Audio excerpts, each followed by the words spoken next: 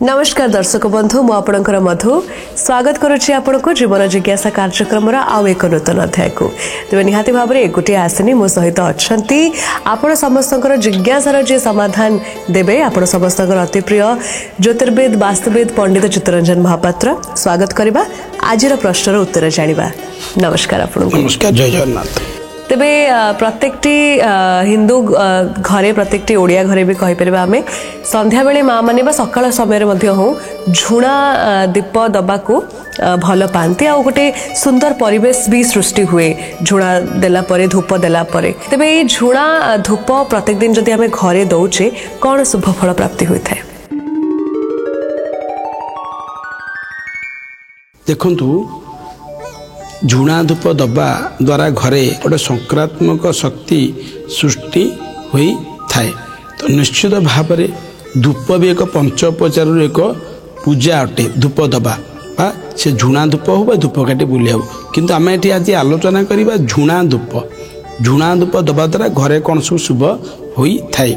झुणा धूप कहले कत्ता को जड़ई कि झुणा पकई गुगुड़ बोली गोटे द्रव्य आसे, गुगुड़ पकई से जब आम घर चारिपट ठाकुर सहित घर प्रति कोण अनुकोण बेडरूम रोषेई घर आरंभ करिकी ड्रॉइंग रूम डाइनिंग पर्यंत भी दांड द्वारा दांड बाहर बारिपट बाहर पछपट देखेले भी विशेष शुभ होता है। कि लैट्रिन बाथरूम छाड़ी टॉयलेट बाथरूम छाड़ी कले घरे जिते भी खराब ऊर्जा थाए बा खराब एनर्जी थाए खराब शक्ति थाए सब दूरीभूत होई थाए।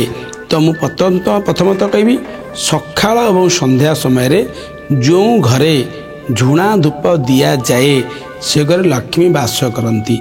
वो आपण कहले साइंटिफिकल दृष्टिकोण देखिले मध्य भी झुणा धूपर बास्ना रे बा जो तार गंधरे मध्य भी आपणकर एमती गोटे एनर्जी सृष्टि हुए, शक्ति सृष्टि ऊर्जा सृष्टि हुए जहाँ आम शरीर पई आम परिवेश पई आम घरे रहूत प्रत्येक व्यक्ति विशेष मान आध्यात्मिक भावना सृष्टि करि थाए, जहाँ कि दैनंदिन जीवन रे कार्य करिवार शक्ति की वृद्धि करि थाए।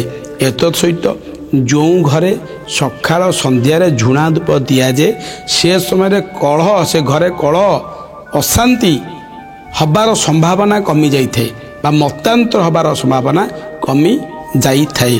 तत्सहित जो घरे सकाळ संध्यारे झुणा धूप दिया जाए घर भितर से घरे केबे भी भूत प्रेतर बाधा भयभीत लगे नहीं।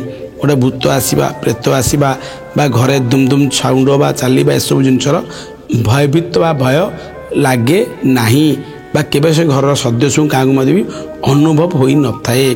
तत्सहित आउ मध्य कौन करे जेतबले देखिबा आमे झुणा धूप घरे दिया जाए बा झुणा धूप देले आमर प्रत्येकटी व्यक्ति विशेष घरे रहउतबा व्यक्ति विशेष माने तार गंध दीदी कहते टिके पूर्व बास्ना द्वारा आम शरीर रे रोग प्रतिरोधक शक्ति मध्य वृद्धि करि थाए।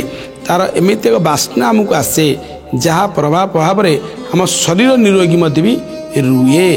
तुम प्रथमतः कही रखी प्रत्येक व्यक्ति विशेष मानक झुणा धूप सकाळ संध्यारे घरे दियंतु। जदि बा संभवपर न होउची सप्ताह को अति कम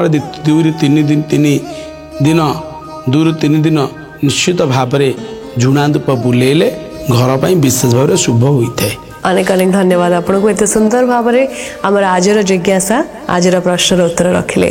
पुणी थे देखा आप सहित आज विदाय दिंतु। नमस्कार।